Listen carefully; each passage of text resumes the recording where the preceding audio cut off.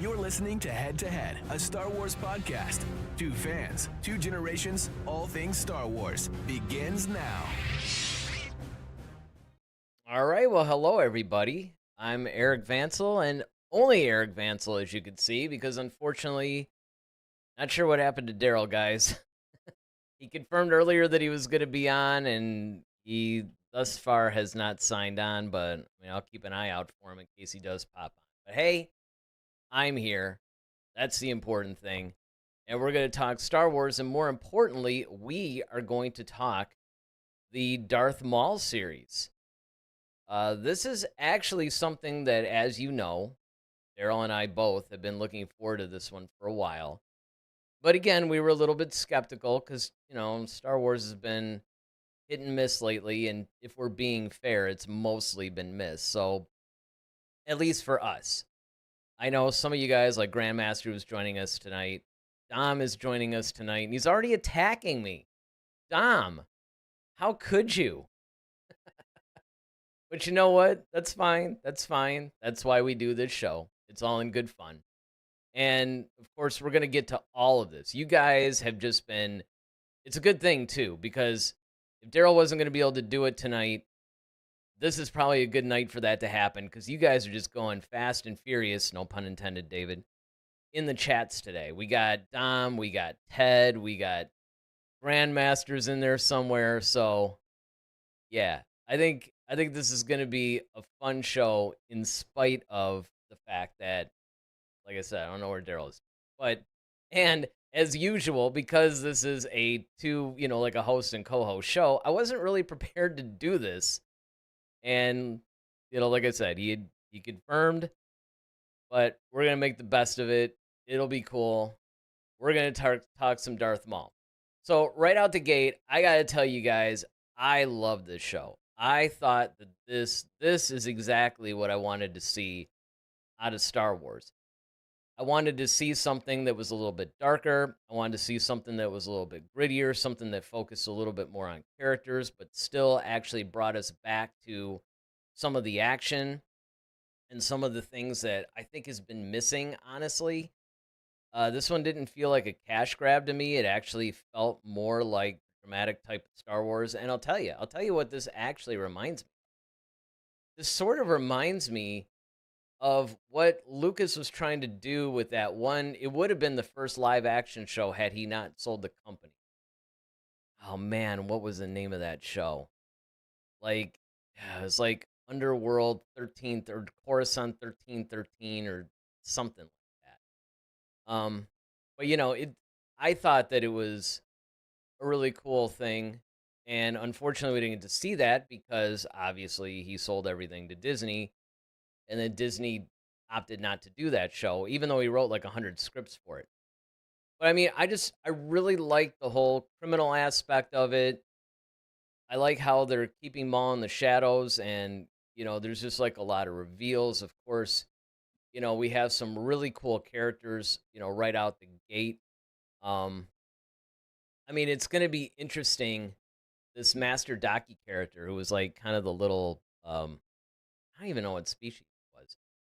I've seen him in the Star Wars universe before, but I thought that he was pretty cool. They kept him somewhat mysterious, obviously revealing that he had some force powers. That's going to be cool. Of course, Ludi Vario, who is somewhat of a comic relief as a crime lord. I thought he was great. The Demas character I thought was really good. Who else? Daryl's with us. All right, hold on. Let me bring him in. All right. There he is. You with us? Yes, sir. All right. So I was just going over some of the characters and how much I love the show, but I haven't really gotten too deep into it yet. So you can go ahead and say what you think. I've just been going through like Vario and Demas and Daki. Yeah. I was just about to hit Hickory and Doc. I was just about to hit Brander Lawson, because I think that he's also a very cool, unique character in this whole thing. Yeah. He's one of those characters where I think that he actually represents he's almost like a Law and Order character. Like he could have been like Yeah, right out of Dick Wolf's Law and Order. In fact, that exactly. whole element of the story kind of reminded me of that, honestly. 100%. That's exactly kind of the vibe I got from the show. Um, he kind of definitely reminds me of one of those characters, something that you would see like on like a special crimes unit or something like that. Um, but yeah, the two gangsters with Demas and Vario. The fact that Vario is like this little bitty guy that pops out of this suit is hilarious to me. Um, but yeah, the fact that Maul is kind of playing them against each other to kind of take over things because they betrayed him. Um, Seeing that he has his sights set on a couple of things or a couple of people, basically the people who betrayed him, um, is a really interesting concept. Um, yeah, I really like the show so far. I mean, it has this definitely has a dark tone. Kind of reminds me in some ways, and forgive me for saying this, but there's some aspects very subtle. Let me get this out. Very Oh subtle. man, you have to Kind of, you're you're actually yeah, framing it. This is exactly. somewhat dangerous. Exactly. But some of it kind of reminds me of um, Ronan from Visions a little bit. Yeah. You know what? I don't know if It you see it, but it I kind of, it never really occurred to me, but there is a correlation there. I had said earlier that this show reminds me of that live action, what was it, Coruscant 1313 or whatever that thing Lucas was going to do. oh yeah, What would have been the first live action show had they right. actually made it. Yeah, that's honestly what it reminded me of. It had somewhat of that same vibe to it. And this is sort of what I was hoping the Book of Boba Fett would have been.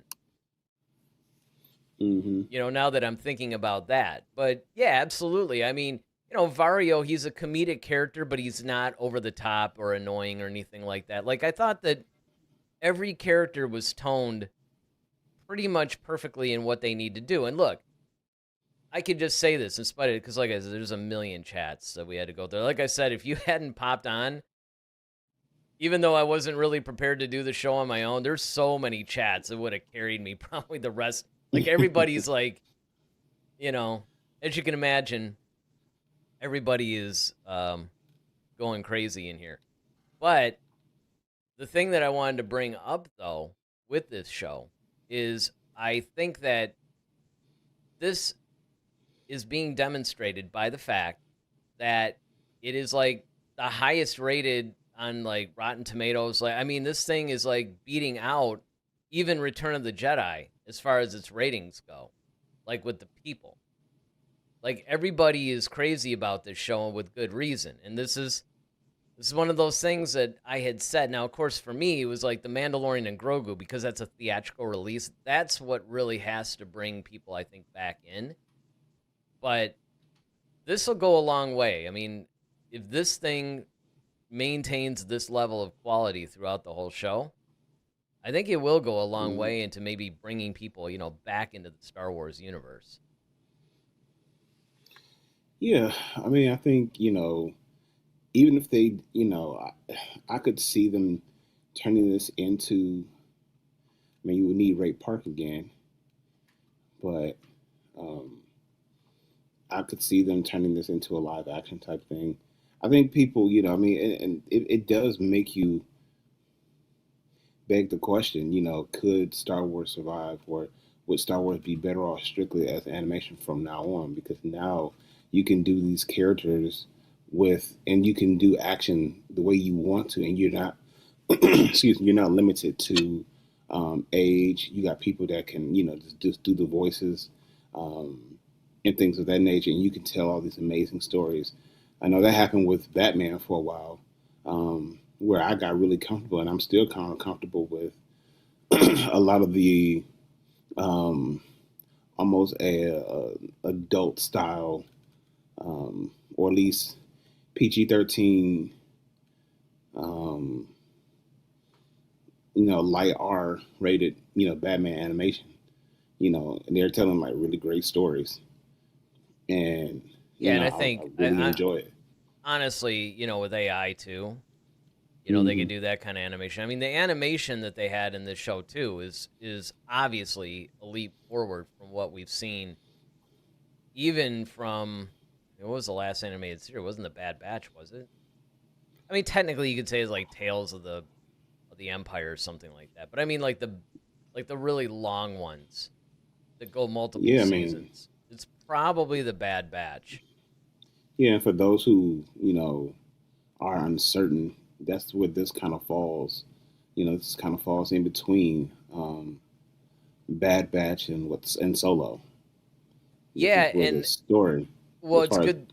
Maul, you know, Right, and it's good that you brought that up too, because another thing that I thought that I hadn't gotten to yet was the fact that I think that this honestly could have been Solo 2 and 3. I mean, yeah, this obviously you would have had to incorporate Han and Lando in this, but I mean, I could it's a really good plot, I think. You actually have a situation where it's pretty cut and dry, right? Maul is going to go after all the people that betrayed him, including the Emperor. And hmm, he's formulating his own plan to do that. Now, of course, we know what happens to him because things pick up a little bit in Rebels, and then, he obviously meets his fate at the hands of Obi-Wan just before episode 4. So, I mean, we know where hmm, this thing is going. But I do think that it's a pretty interesting way that they've been able to make this character work. Because if you think about it, this is a character that should never have been in existence beyond episode 1, right? The guy right, was like cut in half and fell down a shaft. I'm just saying that's a pretty final death. yeah, And yet they brought him back. And the thing that's funny is they keep bringing him back. hmm, So all right, so let me get to some of these chats. So right away, Tom was like a thumbs down, to which I replied, "You must be kidding, or you haven't seen it." Grandmaster says I got a bad feeling about this. oh wow, Yeah, probably meaning because of the what could happen in the chats. Dom, of course, is like, "Who's paying $15 a month for Disney Plus to watch a bunch of slop?" I wish it were only $15 a month. Well, actually, wait, how much am I paying? No, because they package it with Hulu. That's why. yeah, Okay, so now Ted kicks us off. He says, "I just watched the first two for a second time. For me, it's as good as anything Star Wars animation. It didn't feel like a premiere, but getting dropped into seasons deep in a very good way." And that's a really good point, actually. And I'll get to that in a second. Ted then says, which in a way, we should feel. Of course, Dom didn't like that. And then there's like a gang of follow ups. But I want to hang on that for a second because that's actually a good point. Is the fact that this did not feel like a definitive beginning. It almost had the episode 4 vibe that way, where you were just basically dropped in the middle. Now, granted, hmm, we've had a bunch of series. We had the films, we had a couple animated series that did let us know what was going on beforehand. I mean, I'm glad they didn't waste time with exposition. Well, yeah, I know that's one of the things that you really love is that stop catering to the casual fan and get to the hardcore fans. Because we already know what's going on. Um, so I think this is Disney's um, uh, attempt at addressing that for you and everyone else who feels that way. Is that yeah, hey, those who are loyal to Star Wars know the story, what's going on generally, and then we'll still fill you in. It's just that we're just not going to just you know go one, two, three. We're going to give you some story, and then as we move along the story, you'll start filling in the gaps. Yeah, exactly.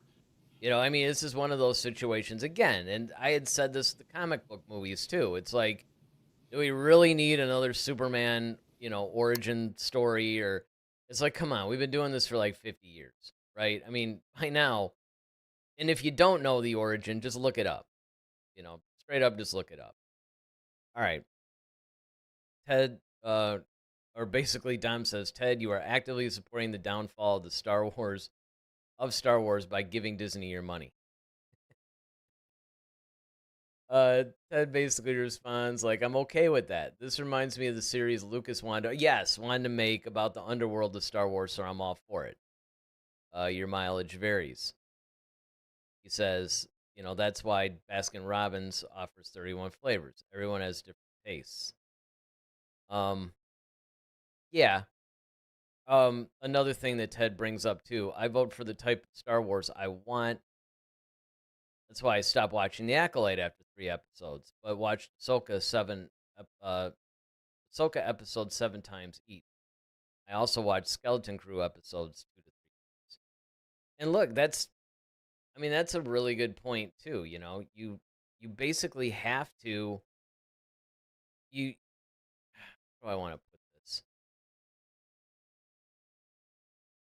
In some ways, I don't really know how they're calculating viewership these days, because you do have where you had the old Nielsen thing, and they sent you like some sort of box or something, and they were able to tabulate stuff. I'm sure somehow Disney has a way of obtaining metrics and analytics and all that through their streaming platforms, so they can see how many of their subscribers are actually watching the show.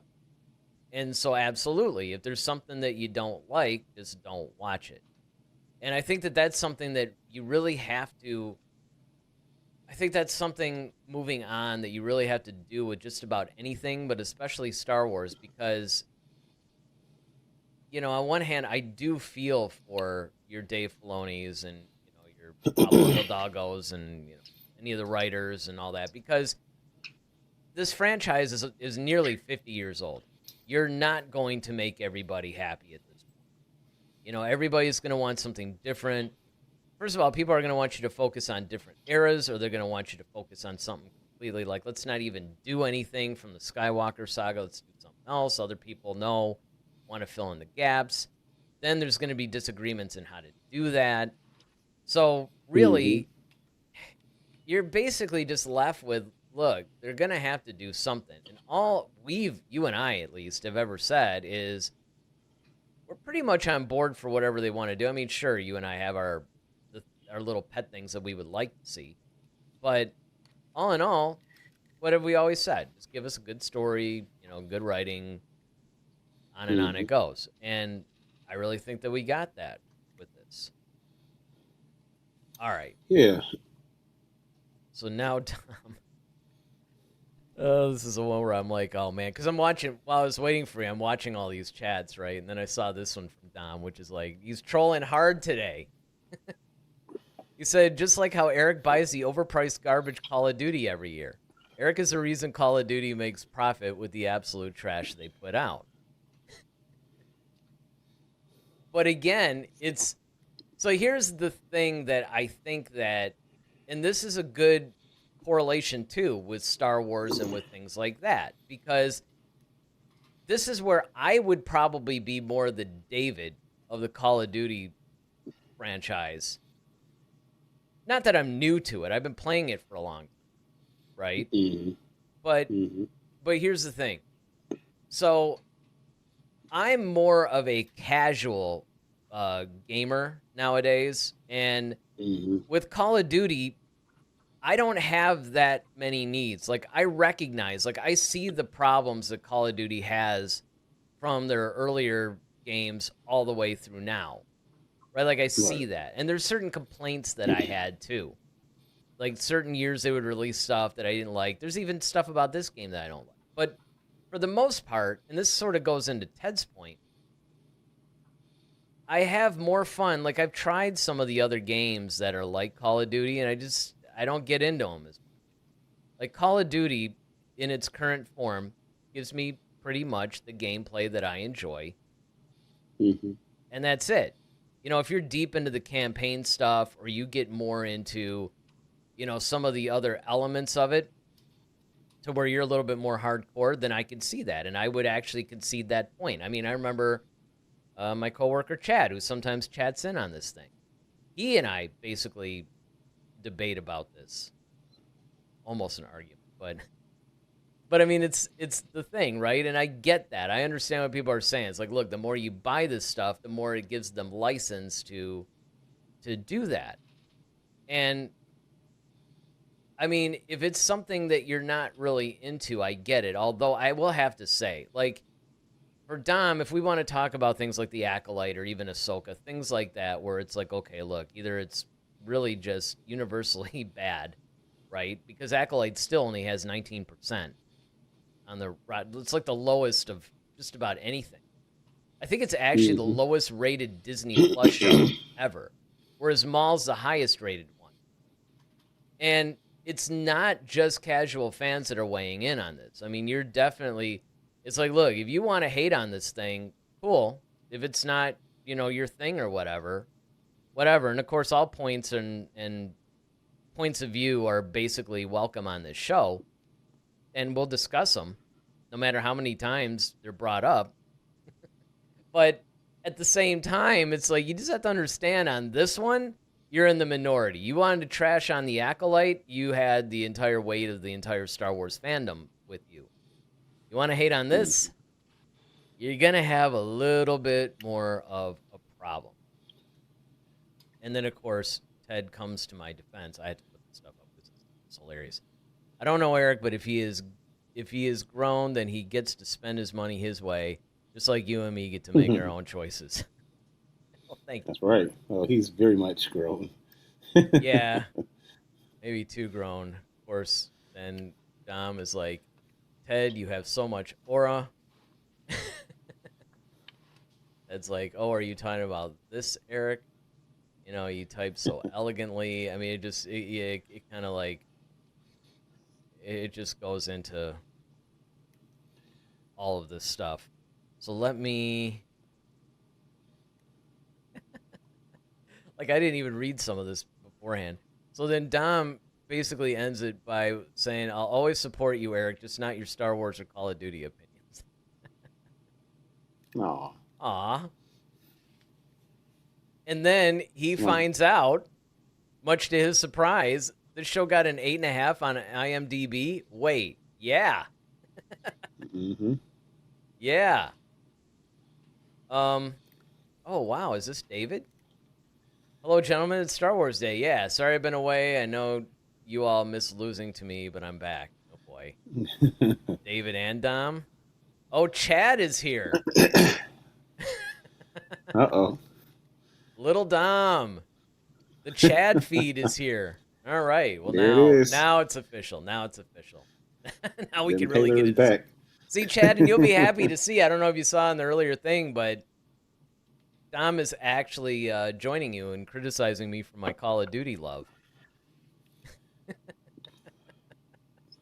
Still don't watch it.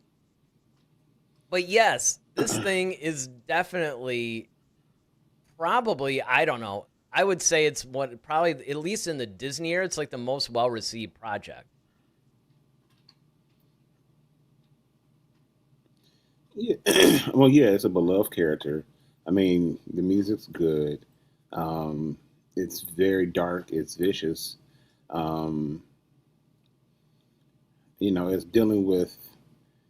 Um, so far, it's dealing with things in a different way. It's not the typical Jedi stuff, but it's kind of a seedy, gritty, underground kind of vibe. Even with our Jedi, even with the two Jedi that we have running around, I hadn't gotten to them yet, but that's interesting to me as well. Well, and I talked very briefly about Master Doctor, which actually is voiced by Dennis Haysbert. I didn't realize that. Really? Yeah. But I'm trying to remember what was the what's a Padawan's name? It's the only one I couldn't remember. Oh, yeah. Yeah, I forgot that one. Well, it wouldn't be our show if we actually didn't forget at least one element of this thing, right? Hey, listen, we got a lot of the other characters right there. Yeah, there are. There's actually a gang of characters. Normally, we that don't were know introduced anyone's name. But... That's true, right? Actually, like, the guy that it's funny too because every time they kept referring to Lawson's partner Two Boots, I kept thinking of Two Tubes. Yeah, exactly.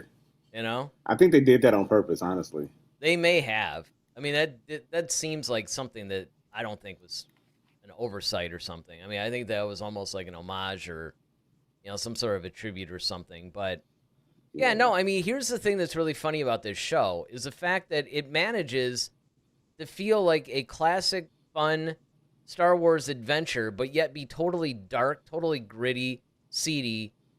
It's actually a grounded show, much in the style of Andor, even though you do have some Force users and everybody running around. And I mean, obviously, the whole story we get introduced with Maul and his plot for revenge against the people that he feels betrayed him, which ironically actually mirrors the Vader comic series from a year ago or something, year and a half, two, I don't know. I lost track. I haven't read them in forever, but there was a relatively recently released Vader series where they basically, it was like Vader went back because it takes place around the Empire Strikes Back time, and he actually went back and all the people that hid from him the presence of Luke Skywalker, he went back and, was trying to hunt down or whatever. So it has a similar vibe to that. And then, of course, like I said, there's almost like this whole, Law and Order TV show kind of thing going, too. And even though you do have a couple of Force users going around, it's still a very grounded thing. It's not some swashbuckling action-adventure type of thing. I mean, it literally is a more grounded, character-driven show. Where Maul's starting to go to the Padawan like, hey, very much in the same way that Sidious did with Anakin, right? Like, hey, there's a lot of things the Jedi didn't tell you. I can clue you in on some of that stuff and basically give you a quicker path to power. But I think that he's doing it for different reasons, obviously. I mean, they're similar because obviously he wants another Force user probably to help him out in his quest, much the same way that, Vader did, much the same way that, obviously, Sidious did, where he always had his, It's kind of like he wants to do the Sith thing, but not completely. Yeah, exactly. It's like the reasons are similar. Yeah, he wants, right. You know what it reminds me of a lot is probably the Dooku-Ventress relationship. Yeah. I think that's really what it would mirror more so than anything else is that. Absolutely. Because, there's a lot going on in this show, actually. I mean, just from the first two episodes, and I was prepared for that because that's one of the challenges when we're doing these review shows. Usually we're reviewing one episode at a time. The only time that did, they'll always do like the first couple episodes or three sometimes, but it's very rare that, other than Andor is where we got three at a time. I remember, there was just a lot there a lot of times, so we had to try to review, and same thing here. I mean, it's not like it's just some action-adventure, very lightweight type of a show. I mean, there's a lot of themes that are explored in this. There's a lot of different character motivations that are in this. You also, we didn't really touch on this yet, but, Brenda Lawson's kid. You can obviously see there's a dynamic there, right? I mean, he's not there for his son. So it's kind of like, what is his job doing to his family? Mm-hmm. And you see that beginning, and it makes you wonder, are they going to explore something where he's not around for his son, and so his son starts to get into all kinds of trouble, or maybe he gets recruited by Maul or something? I mean, I kind of hope they stay away from that, because I think that would be a little too maybe on the nose or a little bit too cliche or obvious. But at the same time, I do like the fact that they're exploring this type of thing.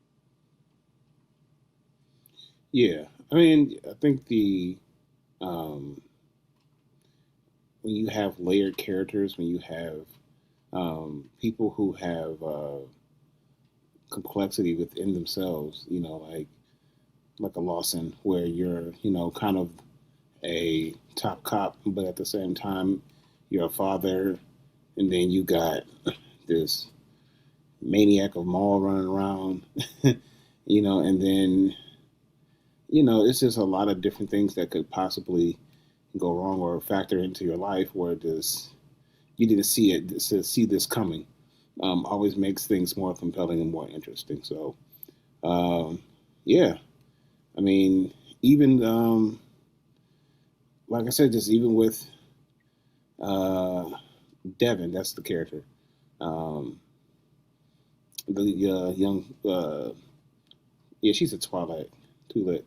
Um, Unless she's, what's that other one? Tor- Torgruda. Yeah, the one that's kind I of believe like, she's a Togruta. I I never think she's know. a Twi'lek because I mean, there's, her Leku is longer.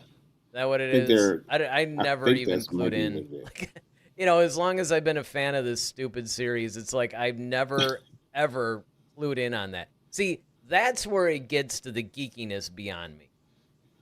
That's the kind of Thank thing I you, don't 100% care about. It's like a lot of times I get razzed out, right? Because, it's always fun when, especially, you're meeting some of these fellow professional people and, it's like, "Oh, you got a YouTube show. Well, that's cool. What do you do it on?" Eddie. And, there's Right, I always get that it. little hesitation, or especially like when women are Yep. asking this kind of thing. Now, don't get me wrong, there's a lot of women that are into Star Wars, but I never meet them, Right. right? It's always you have a podcast. Oh, they're thinking you're talking about Yeah, cars, guns, right. relationships, or something like that. Exactly. And you bring out Star Wars. He's like, okay, what are you, 12? That's pretty much it. You just go, yeah, it's Star Wars. But then, of course, I tried to like clean it up a little bit. And then, of course, I always follow it up with, well, wait a minute. We got this like entertainment show that we're trying to do. Like, this is just one of the things that we're trying to do. Mm-hmm. But it goes to show you, though, just how this is looked at now in the general public. That, I mean, because if I had said, well, I don't know, Star Trek would probably be even Yeah, I'm about to worse. say, yeah, that might not be the best example. Yeah. um, Yeah. Yeah. All right. So Chad said Megan's right here. She doesn't know anything about Star Wars. Well, you get that too.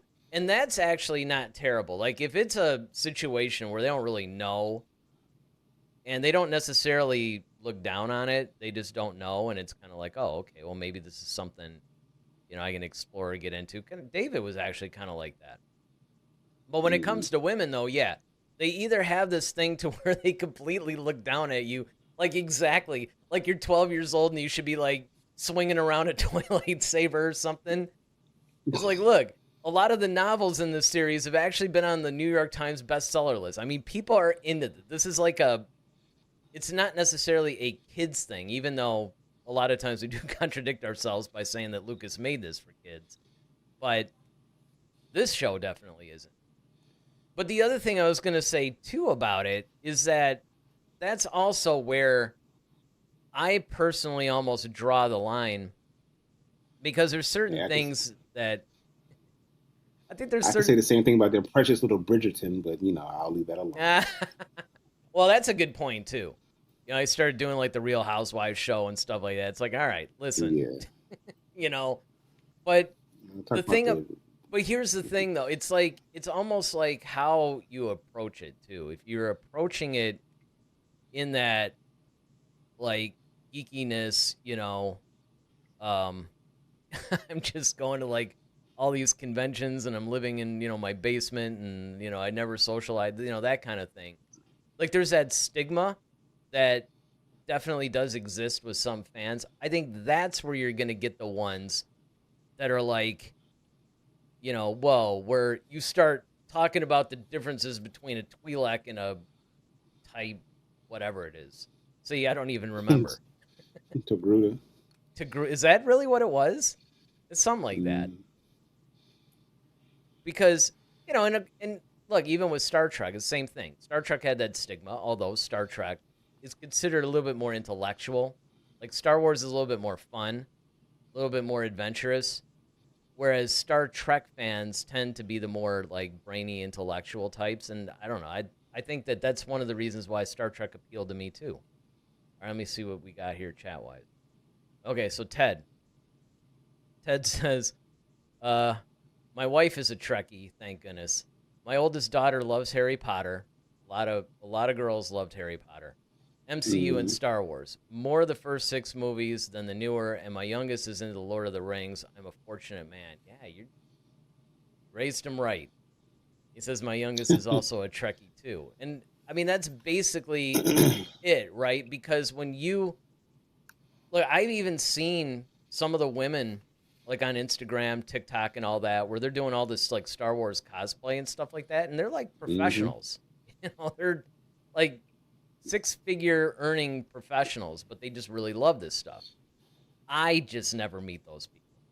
Like even Voyager. Remember when Voyager was watching this show? She was, I mean, they're out there. There are women that even watch our show, but again, as far as I know, we just don't really hear from them. But then again, I didn't even know Voyager was a woman until we did that call-in thing that one time. She called in, and I'm like, whoa. So, there is that. But I think that this is the kind of thing, much like Andor, that could have more of a wider appeal. Where you don't necessarily, I mean, again, yeah, there's a little bit of that fantasy involved in it too. And of course, as an animated show, a lot of times, and this is the only reason why I would push back on your point earlier, even though I would be okay with it. Remember when you said that you think that Star Wars could probably just function as animation, and maybe that's where it should live because you wouldn't have a lot of the issues that you have. Actors aging out, do we use AI and all that stuff? But the problem, though, is I think that as popular as animation can be, and certainly Pixar and things like that have shown that, it's still kind of a limited appeal format, it seems. Like there's a lot of people that just don't necessarily watch it or care about it, whereas if it's a live action thing, and of course, under Dave Filoni now, they seem to want to get back to the more theatrical thing. There's another point that you and I brought up numerous times, where that's where Star Wars began, and that's probably where it needs to return. Unless, of course, you split the difference and do theatrical animation. Yeah. But I mean, I don't think it'll have the same appeal, though. Yeah, well, that's the problem. That's where I think a lot of things are limited, right? I think that you have to really gauge, what it is that the audience is looking for. Because even in something like this,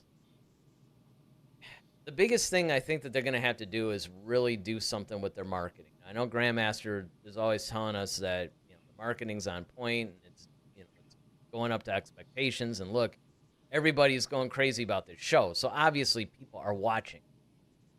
But there's a lot of people that I think would probably like it that don't know about it. Or somebody came up to me the other day actually and was like, "Hey, isn't there a Star Wars movie coming out soon?" And I'm like, yeah, in like a month. So, again, and this is why I think you and I said that they made the mistake in the Super Bowl. We know what they were trying to do with that whole, Budweiser tribute ad, basically, with the Mandalorian and Grogu. But, it was really kind of more of a missed opportunity, I think. They were going to do that, but maybe follow that up and spend another $2 million or whatever it was to get a spot on there. And then just do a proper trailer. Yeah, like the trailer that they ran, what was it, like a week later or something? That's what they should have done. Yeah, absolutely. And I think that this has almost the same type of a problem, is that I just don't know how many people are aware this is even out there. Yeah, I mean, that's the big thing. They have to know, that it's available for them, where they can go find it, and it has to look appealing. It has to look good. It can't look like um, the TV series, and that's the thing when you make the TV series look very cinematic. Now the movies have to look even more cinematic Yeah. because you have a cinematic looking television, so they don't know if this is just a new season or this is an actual film. So yeah. Well, that's a good point too, because that was one of the problems I think they had when they were doing the standalone movies in between the saga films. When they did Rogue One and Solo. Because, I mean, when Hmm. those came out, like Rogue One came out the year after The Force Awakens. And everybody's like, wait, is this episode 8? No, it's not. It's really like episode 3.5. Well, when's episode 8 coming out? Next year. Okay, then Solo comes out, and everybody's like, okay, well, what's this now? It's almost like they didn't really do a really good job of explaining the plan. I mean, look, I do understand that no matter how many times you explain this to people, there's people that still don't get it. I listened to this guy, music-based show, Trunk Nation, Eddie Trunk, on 103 and Sirius XM. It's not really a plug for he's not affiliated anyway, but I mean, I listen to him every day, basically. I listen to the app. And there's a lot of people, right? No matter how many times this guy says, hey, if you missed the show in the live window, you can listen to it back on the app. Invariably, there are people that will talk about, did you know you can watch it on the app? No. It's like, and he basically brings this up nearly every day. So, again, it's true. It's like no matter how many times you market something, no matter how many times you advertise it, you try to get the word out. The problem that I think that we have in this day and age is the fact that social media, you just get this crazy avalanche of information. I mean, even with regular news stories, right? I mean, you could have some like insanely controversial, like wild thing, and then 3 days later, everybody's forgotten about it. Whereas, like, probably for like 40, 50 years ago, it would be the thing for, months. It would be in the news The rest of the cycle. year, Yeah, almost. Yeah. right. But I mean, because everything refreshes almost daily, it's almost like, well, that's why if there's like either political figure, celebrity, or whatever gets in, some sort of a scandal or something, well, it's cool. Wait 48 hours, nobody will remember anyway. And that's in things that matter arguably more.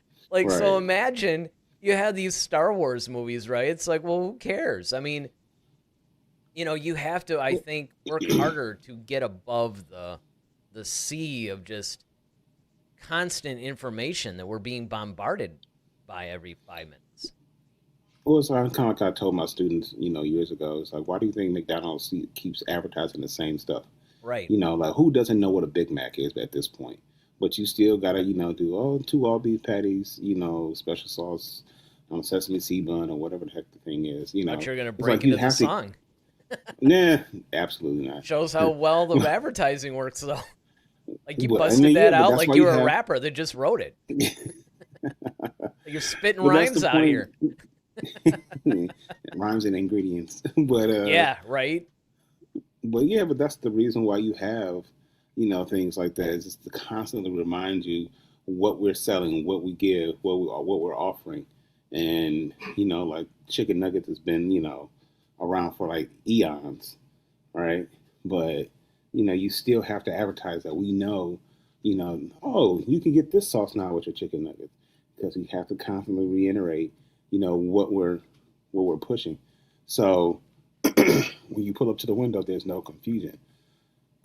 Um, so yeah, I mean that's the thing about marketing is just that you really have to be laser focused and targeted, and this the repetition, and that's really what it is. Like you have to basically bore this crap into people's brains, for it to stick. Unfortunately, so No, I mean yeah, I mean that's a I great point, get it. man. I mean, look, with the McDonald's thing especially, I remember when we used to do that. I mean, because it's one of those things where it's so obvious, right? Like they've been around forever. Mm-hmm. Everybody goes to them. They're in the public consciousness, but they wouldn't be if they didn't keep advertising and keep hammering on it. And I think that's Mm-hmm. another critical mistake that Lucasfilm made a little bit, was the fact that I mean, again, you could almost say that the entire marketing thing was accidental anyway. I mean, Lucas more or less just like kind of fell into that. I mean, he did plan it a little bit with Mattel, and he started that whole thing. He was the guy that basically started the whole like toy tie-in with a film. So Mm-hmm. you can credit him with that, but I mean, for the most part, and again, back when the original trilogy was out, I would even argue back when the prequel trilogy was out, you didn't have as many things media-wise bombarding you and competing for your space in your brain, in your consciousness. Right. And back then, news cycles lasted longer. So, like when the Attack of the Clones trailer came out or something, I mean, it was a thing for a while. They didn't really have to. I mean, sure, they still did spots and all that, but I mean, it wasn't like what you have to do now. Right. And I think that that's the biggest thing, is that Disney, for some reason, in Lucasfilm, they think because it's got the Star Wars name on it, they don't have to work as hard. And it's like, no. First of all, even if Star Wars still had the same level of reputation it had like 30 years ago, you'd still have to work really hard. Mm-hmm. But the fact that You're competing against everything else that's out right now. right, because that's another good point, right? You didn't have the Marvel franchise, you didn't have DC, you didn't have, all these other Mm-hmm. ones that are out there, and Even smaller stuff like Stranger Things on Netflix, or sure, yeah, you got all these other little shows that are popping up, and they're Boys, doing a whole lot Fallout, of, I mean, yeah, yeah, exactly. You got all these different shows that are popping up left and right, and everybody's jumping into them, especially with all these different platforms. Everybody's trying to do original programming and doing all that. So they're pushing their merchandise out. So you have to constantly compete. Well, and I do think that that's partially why it is a good move for them to go back to theatrical releases, where it's not really as crowded of a playing field. I agree. So I mean, you do have that, and that I will give them props to that, right? First of all, bring it back to where it started, and secondly, it's like, look, the Disney Plus space, they haven't 100% figured it out. I mean, Maul falls under the whole animation thing, and the animation thing is generally fairly successful for them. They've been doing the animation thing for a while, but yeah, as far as live action goes, they haven't 100% figured that out. But I think they do need to really take a look and maybe not necessarily rely so much on the legacy of the franchise to carry it, and really put forth, not necessarily, because I can't really say they haven't put in any effort, but it just seems like it needs to be channeled differently in order for it to work properly. Agreed. But I mean, as far as this show goes, What would you rate it? ooh, oh man, At least the first two episodes. I got to give it a 9. Okay. I gotta, I mean, I was actually really shocked while I was watching this, because first of all, it was one of those things that made you forget that you were watching an animated series after a while, which that's always a good sign of a really good animated show, is Mm-hmm. when you start to forget. And it doesn't even, by the way, depend on the quality of animation, because you sort of had the same effect when you watched the 90s Batman animated series. Mm-hmm. You're so absorbed into the characters and the stories and all the stuff that was going on in the periphery that you basically forgot you were watching an animated show. And I think and of course, being that the animation is what it is, I think that that's just a sign of a great thing. I mean, I'm not going to give it a 10, obviously, because Yeah, I've everything seen the whole. has, yeah, I mean, I'd be close, but I don't know. So let me ask you this while we're rating this. Did you have any problems? Because that's another thing we really didn't touch on. A few. I just wish we'd have known a little bit more about. Um,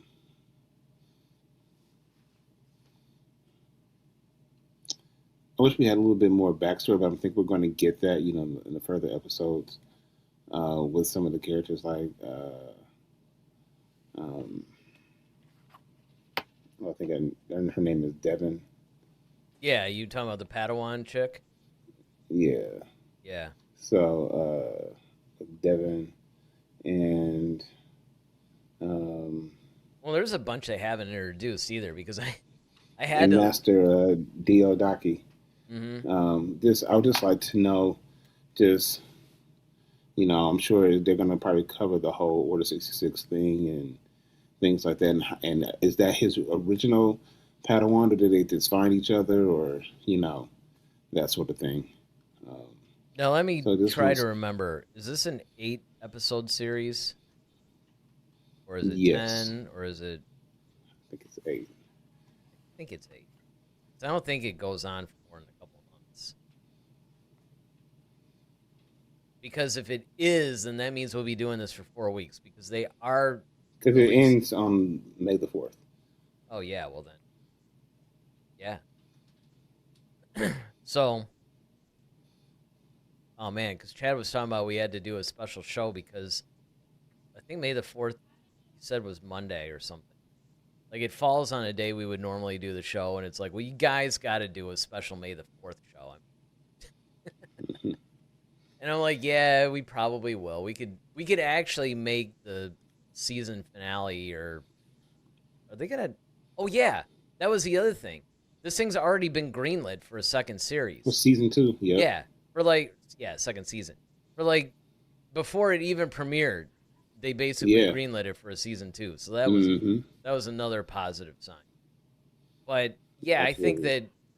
I think you're right. I mean, there's a lot more that we had to find out. I mean, obviously, we're not going to get all the answers in the first 2 episodes. That's why I always say, I even said this about Andor and about shows that I really love, or like the first season of The Mandalorian. It's like, for the first couple episodes when they drop, you can get an idea of the tone of the show. You can generally tell the quality, things like that. But you can't base the entire show on just the first few episodes, good or bad.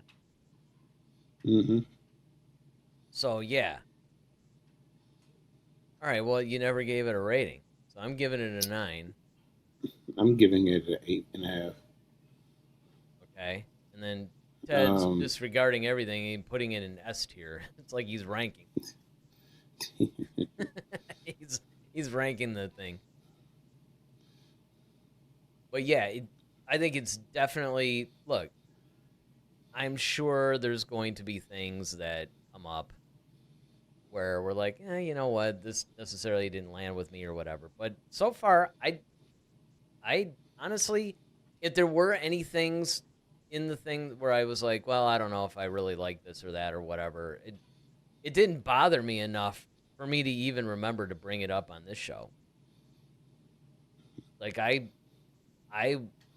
left just completely like, wow, I really like this. I'm really looking forward to this. I don't feel like I have to get on here and make excuses for it. You were satisfied, yeah. Right, or pretty much like start bagging on it, I mean, because that's another thing. I didn't want our show to turn into every time a new series comes out, we just start ripping on it. But you kind of have to, right? Because I mean, that's up to Disney to decide what that. Yeah, and look, I think in our show more than a lot. I won't say everyone because I have seen other shows where there's a good balance where it's like, look, we'll talk about the good and the bad. First of all, we'll talk about whether we like the show. Because even Visions, like season 1 of Visions, is probably the one where we're just like, man, this is going to be really difficult to get through. But even then, in episodes that made no sense, I remember there was one episode that was just like a giant acid trip. It's like, it it seemed pointless. Like there was no point other than to showcase, look at what we can do with animation. And even that one, Mm-hmm. we found a couple of things, including the animation, by the way. We found a couple of things that are like, all right, this is cool. That's good. That works. That doesn't. But generally speaking, I think that we're pretty fair. And we're pretty good at separating our objective and subjective opinion. So in other words, we can say, hey, like Ahsoka. We liked Ahsoka, but we also told you all the problems that it had. And subsequently made fun of those. So, I mean, I think that's how that one's going to go. But I think it's safe to say that you're looking forward to the next couple episodes. Yeah, Which 100%. actually drop tomorrow. It's funny because we're like the last guys probably reviewing these, right? Because it dropped last Monday.